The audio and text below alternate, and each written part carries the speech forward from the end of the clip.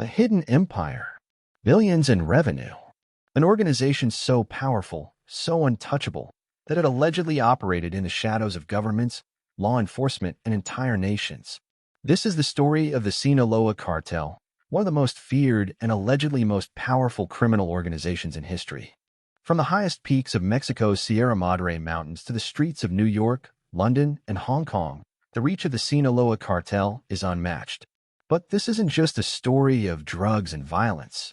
It's a story of two men who built an empire from the shadows, men who never once appeared together, yet controlled the same kingdom. Most people know the name El Chapo, the infamous cartel kingpin, whose daring prison escapes stunned the world. But what if I told you there was another man, a ghost in the underworld, who may have been even more powerful? His name is Ismael El Mayo Zambada. And while El Chapo made headlines, El Mayo remained in the background, allegedly pulling the strings. Never caught, never seen, until now. Before the world ever heard of El Chapo or El Mayo, Sinaloa was already a land of smugglers. The region's mountains, dense forests, and isolated valleys made it the perfect sanctuary for those who lived outside the law. During the early 20th century, the first kingpins weren't cartel bosses. They were simple farmers who discovered the power of opium. The drug trade was small, localized, but that was about to change.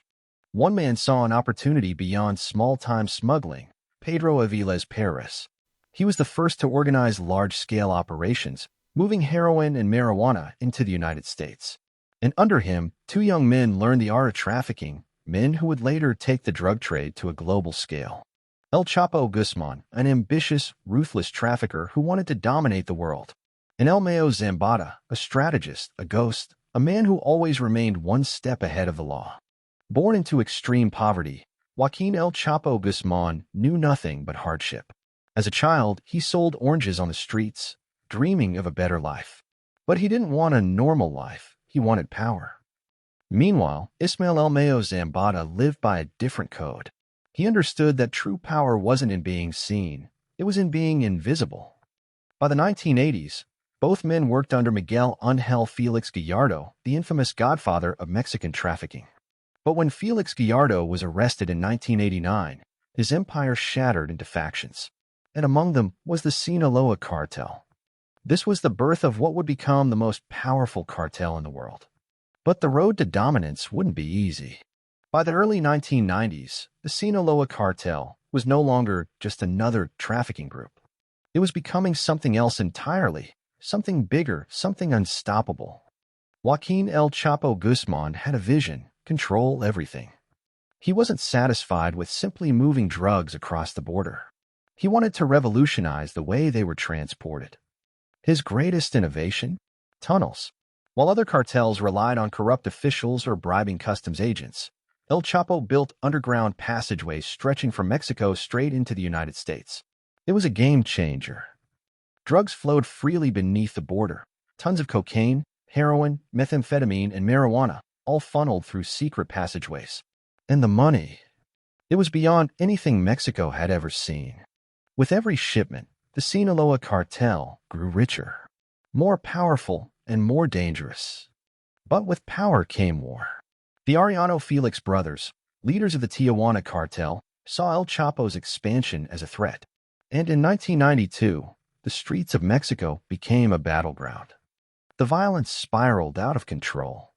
The Mexican government had no choice but to act. In 1993, El Chapo was captured, sentenced to 20 years in a maximum security prison. His reign was over, or so everyone thought. But in 2001, El Chapo did the impossible. He bribed the guards, climbed into a laundry cart, and vanished. He was free, and now more powerful than ever. While El Chapo's name dominated headlines, another man was running the real business: Ismael El Mayo Zambada. Unlike El Chapo, El Mayo never wanted fame. He understood that power wasn't about being feared, it was about being invisible. Under his leadership, the cartel expanded beyond Mexico. Cocaine from Colombia, heroin from Afghanistan, fentanyl from China, El Mayo was the architect of a global operation. By 2015, the cartel was allegedly making over $3 billion a year. And all of it run by a man who had never once spent a day in prison. No one saw him. No one spoke to him directly, yet he controlled everything. Even the DA admitted it. El Mayo is the most powerful drug trafficker on Earth. And yet, somehow, he remained untouchable. After more than 40 years on the run, the unthinkable happened. El Mayo Zambada was arrested, the last original drug lord, finally behind bars. The arrest sent shockwaves through the cartel. Without El Mayo, there was no leader to hold the factions together. And then the civil war began. On one side, Los Chapitos, El Chapo's sons, ruthless, young, and power-hungry. On the other, La Mayiza, the remnants of El Mayo's empire, desperate to hold on to their legacy. The most powerful cartel in the world is now fighting itself. Cities under siege. Gun battles in broad daylight. This is no longer just a cartel war. This is a battle for the future of Mexico. And the question remains, who will survive and take control? What do you think? Will the Sinaloa Cartel survive this war? Or is this the beginning of the end? Let us know in the comments below. And don't forget to subscribe for more deep dives into the world of crime and corruption.